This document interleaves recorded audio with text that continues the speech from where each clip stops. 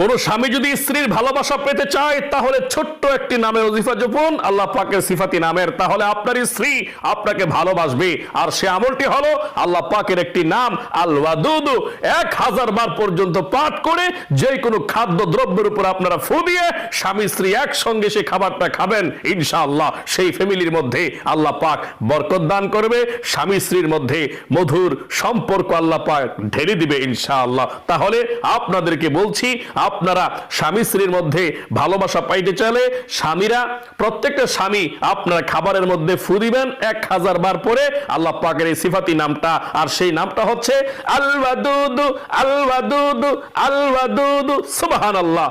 আবারও বলছি, আপনারা যদি আপনাদের স্ত্রীর ভালোবাসা পেতে চান তাহলে 1000 বার পর্যন্ত এই সিফাতি নামটা পাঠ করে কোনো খাদ্য দ্রব্যের উপরে ফু দিয়ে স্ত্রীর সঙ্গে আপনারা খান, আপনার স্ত্রী আপনাদেরকে ভালোবাসবে ইনশাআল্লাহ।